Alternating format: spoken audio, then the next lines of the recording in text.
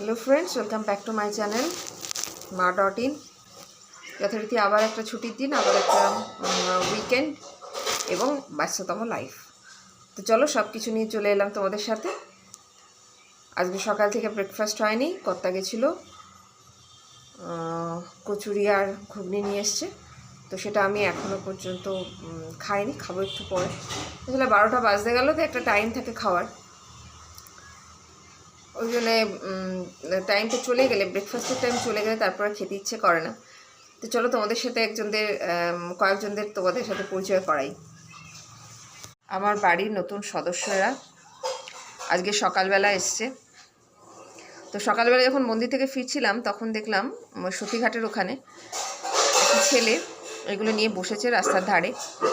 তো দিন কতক ধরে আমার কর্তার কলেজের সামনেও বিক্রি হচ্ছিলো, এসে বলছিল বটে, কিন্তু অত দূর থেকে কী করে নিয়ে আসবে সেটাও একটা ব্যাপার ছিল, তো সেই জন্য নিয়ে আসা হয়নি।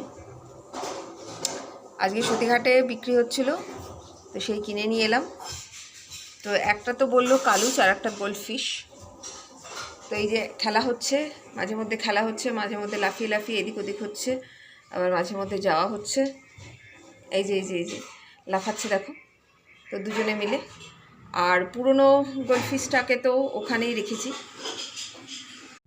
এখন বাজে 3টে, খাবার বাড়ছি।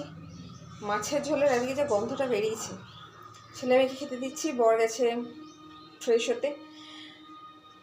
মাছের ঝোলের গন্ধটাতেই খিদে পেয়ে যাচ্ছে, পেটে ছুঁচো ডন দিচ্ছে। তাও তোমাদের তো বললামই যে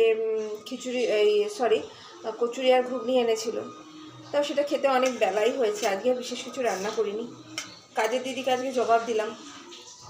তো কাজে বুঝতেই পারছো, সব চাপটাই আমার উপর পড়বে। এবার থেকে একটু কম কম রান্না করতে হবে, কারণ কাজের চাপটা বেশি।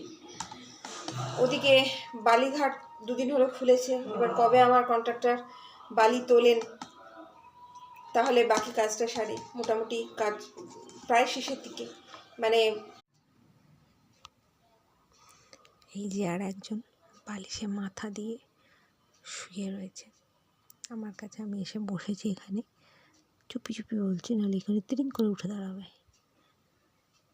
হ্যাঁ, ওর বাবা শুয়েছিল, বাবার কোলে কাজটা শুয়েছিল, বাবা চলে যেতে খানিকক্ষণ উঠে নড়াচড়া হলো। তারপরে যেই বলেছি না এখন আমি কোথাও যেতে পারবো না, এই যে দেখো আমার বাড়ির লাট সাহেব কেমন সুন্দর বালিশের মাথা দিয়ে আমার পাশটায়। এই যে আমি আগে খাটে বসে রয়েছি, দেখো কাজকর্ম সেরে। আর এই হচ্ছে নুনি। চলো টাটা।